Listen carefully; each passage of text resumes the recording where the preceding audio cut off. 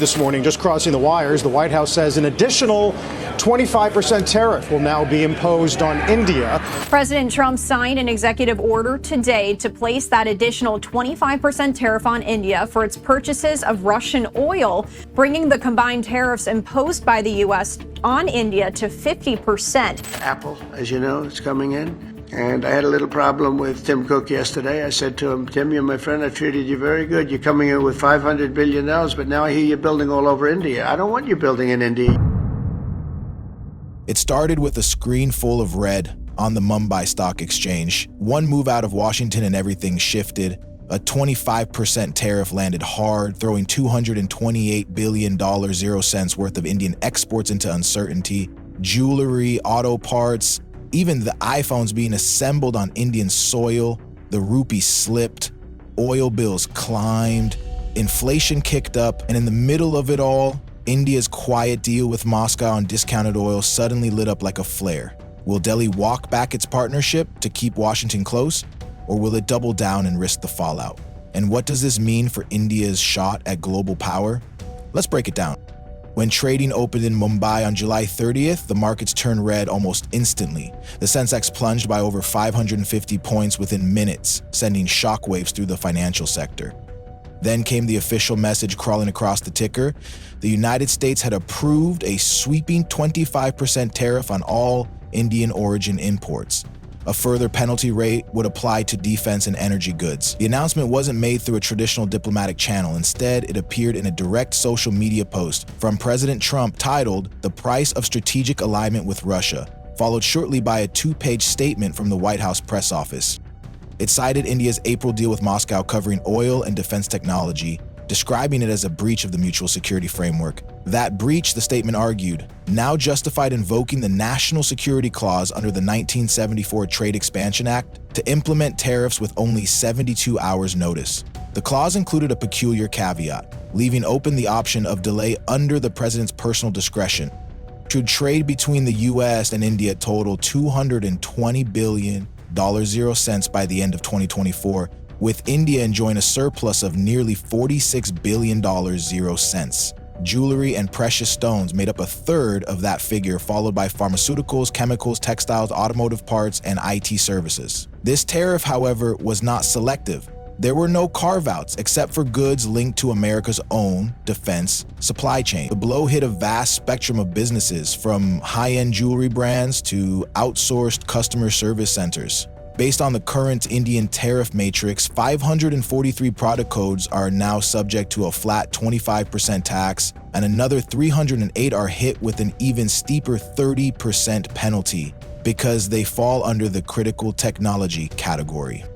That includes components for nuclear plants, radar systems, cybersecurity modules, and defense-grade machinery. The shock registered almost immediately in the markets.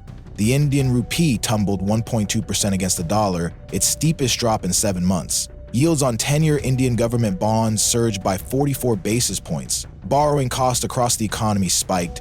Shares of private banks with heavy exposure to export loans took a hard hit. The textile and apparel sectors, deeply dependent on the U.S. market, saw their stock prices locked in a downward spiral.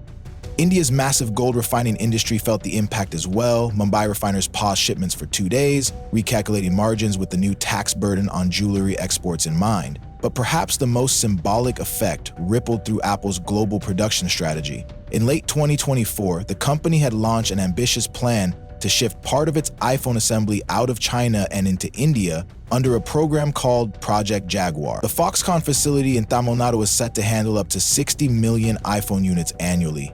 The iPhone 17 base and 17 Plus models would be assembled there, while the Pro models remained in Taiwan and China.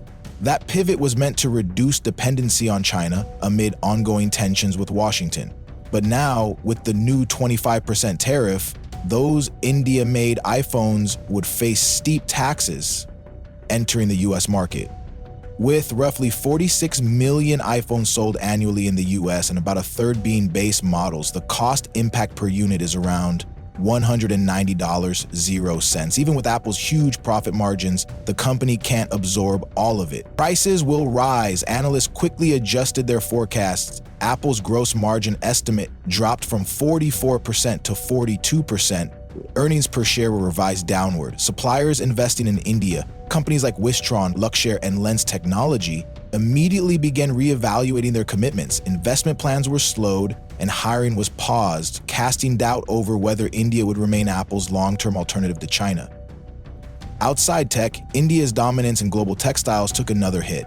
The country is a major player in basic cotton garments like shirts and towels. Once the tariffs kick in, low-tier Indian shirts will become $6.00 more expensive on American shelves. Retail giants such as Walmart had already noticed that Bangladesh and Vietnam were closing the price gap with India. Now, India risks losing its price advantage entirely. Exporters will try to redirect their goods elsewhere, but new pressures are also coming from Europe, where environmental rules like the Carbon Border Adjustment Mechanism will penalize goods with high water and carbon footprints. These combined forces won't just shrink markets, they'll reshape them. At the core of the White House decision lies India's growing energy partnership with Moscow. The crude oil trade deal, settled in rupees and rubles, has helped India sidestep U.S. sanctions on Russia. Oil tankers carrying Russian Urals blends arrive at Mangalore with no trace of dollar-based transactions. Washington views this workaround as a direct challenge to the financial enforcement of its sanctions. But Russia now supplies over 30% of India's oil imports, reducing reliance on the Middle East. Though countries like Saudi Arabia and the UAE weren't pleased by the shift, they chose not to interfere. For the United States, this was not only an economic response but a geopolitical message. Washington had counted on India as a linchpin in its Indo-Pacific strategy, a democratic counterweight to China, linked through trade and security ties. But the tariffs risk undermining that vision. The Reserve Bank of India had recently reported easing inflation, holding its key interest rate steady. That delicate balance is now under threat. As the rupee weakens and oil prices surge, the price of diesel will rise. Farmers will feel it first, followed by food producers, sending inflation back upward. Policymakers aiming to stimulate growth may be forced into tighter monetary policy instead, threatening to pull GDP growth below the 6.5% mark. Delhi called the tariff decision disproportionate, but lines of communication remain open.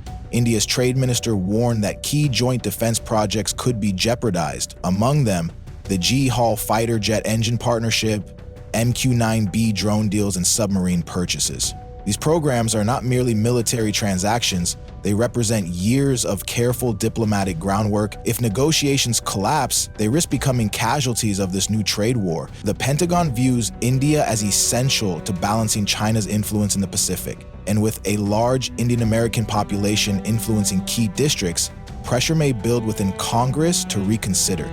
However, if the Trump administration refuses to delay implementation, using the 72-hour deferral clause or longer-term review period, that defense roadmap may stall. At the same time, Moscow will likely step in to deepen its defense tech ties with India, turning Washington's punitive move into a strategic opening for the Kremlin. The economic ripple effect extends far beyond direct trade. India relies heavily on imported raw materials like potassium chloride, phosphoric acid, and refined metals. These items aren't part of India's export surplus, so tariffs offer the U.S. little benefit.